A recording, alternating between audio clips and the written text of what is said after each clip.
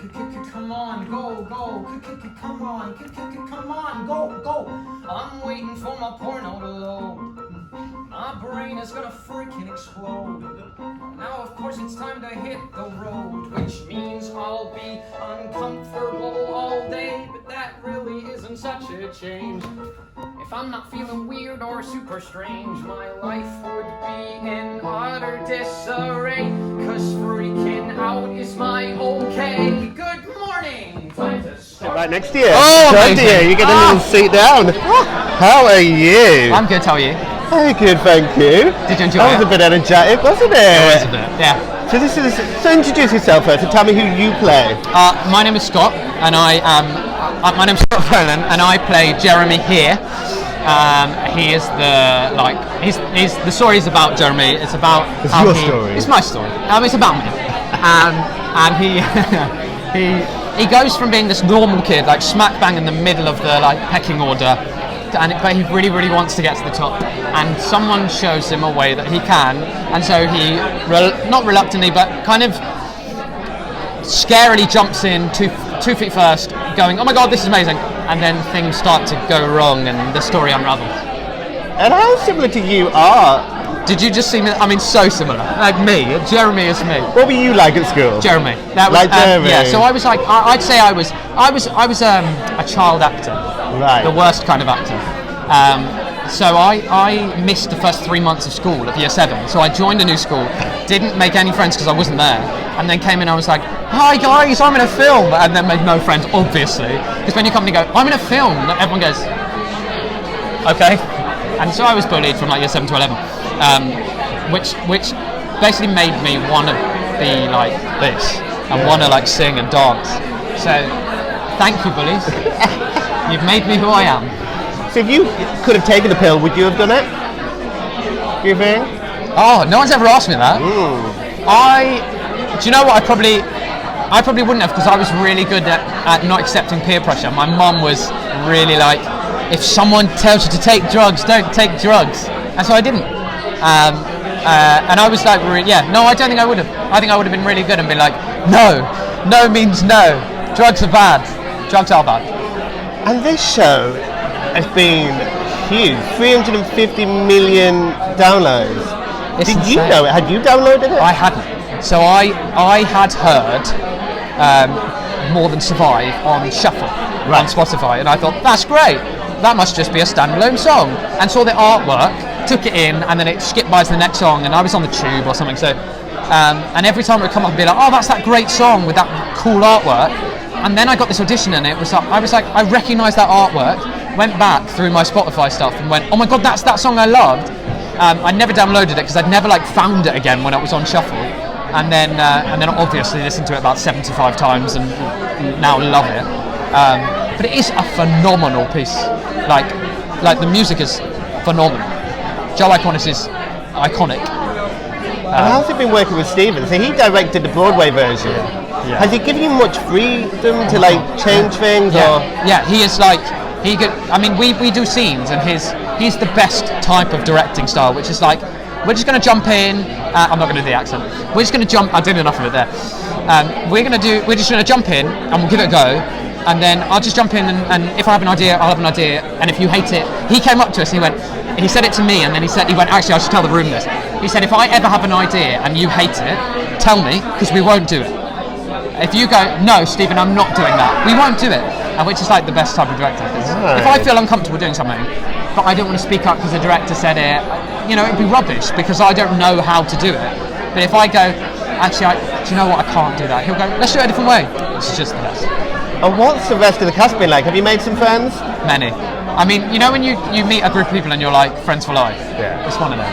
Yeah, they are just, they're the most talented bunch of people around because they're in this, and they're, it's such a massive musical, and they obviously did this massive search for these really talented London actors, and they found them. I won't include myself in that, but they found them, and yeah, they're amazing. And I could name all of them and say they're the closest. But obviously Blake and I have we had a dinner party. I went round to his for dinner with his partner, and we just had we had games night on the Thursday before the Monday of rehearsal starting. Oh, wow. So we bonded before.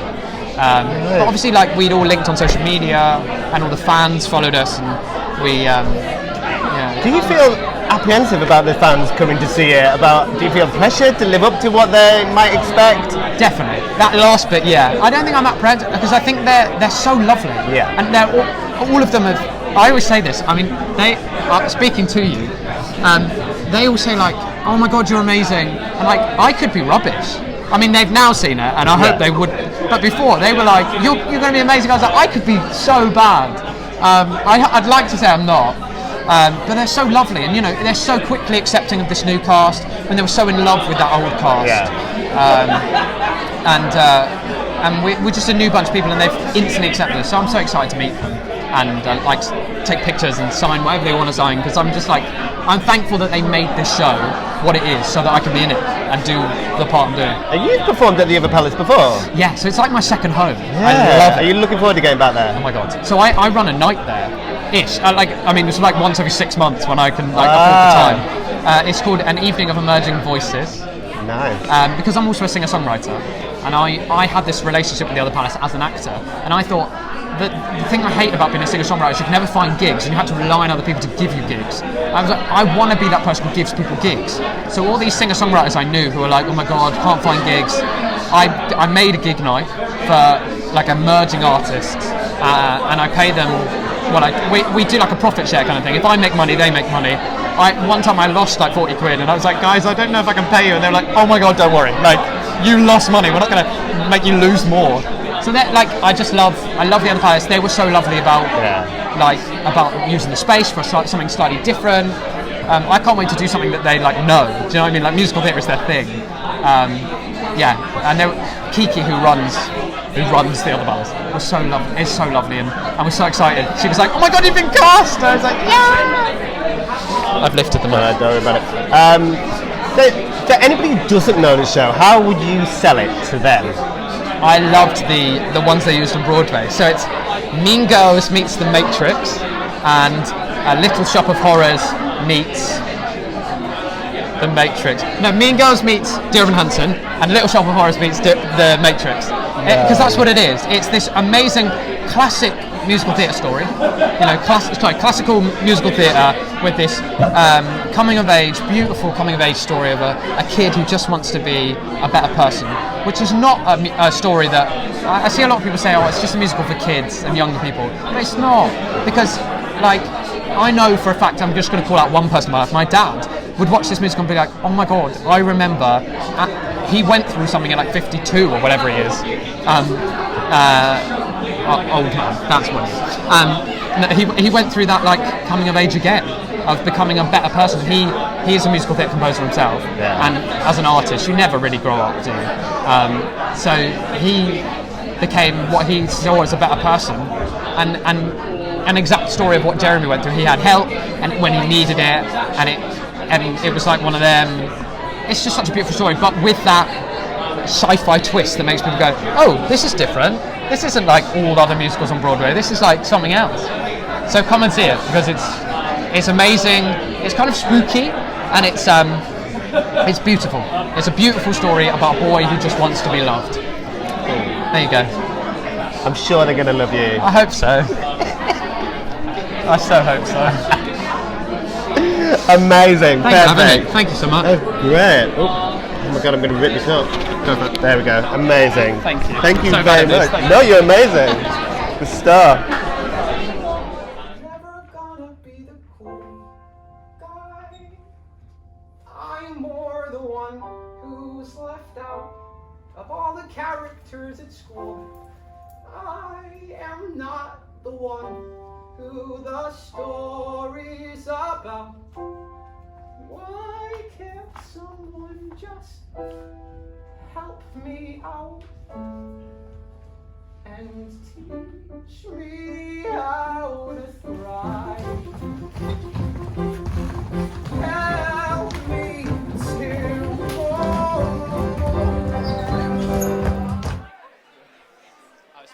How's that?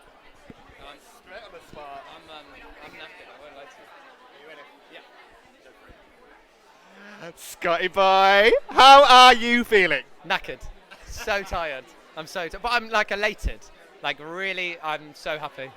It was one, in that bow, like I wanted to just be like, because this show is sensational, and to be like any part of it is amazing. So obviously, last time I saw you, you were still rehearsing. Yeah. Has it turned out how you imagined it would? Yeah. Oh my God. Yeah. And more. Like we've been running the show for like 2 weeks now. Since you came in, it was maybe a week of more rehearsals, and then we just started running it, which is crazy. I've never been a part of a show that's like started running so quick, which means we've got to do the detail that I hope you saw. But like it's nice to just like have that in-depth note session every single day and come in knowing we're just going to get in and run it, rather than do like 3 hours of choreo where my legs go. I'm not really a dancer. You definitely saw that. And now you're up and running. What is your favourite part of the show? Oh, sing and lose a geek. Because I don't leave the stage in Act 1. So I get 45 seconds off the stage in Act 1, and that's I chug water, and I fan myself with the script that I come on with, and then I get to sing Lose a Geek Whatever after like an hour and a half of singing like so much. But it's such a gift. Like it's a real gift to get to sing that song because it's so good, and it's such an arc, and it's such a journey. And I'm one of those actors who works on thoughts, so I'm always thinking the thoughts. And it's a blessing to get into that character and reinvent it every night, because it's never ever the same. I mean, it's similar, but the thoughts are never the same because they're coming at the time.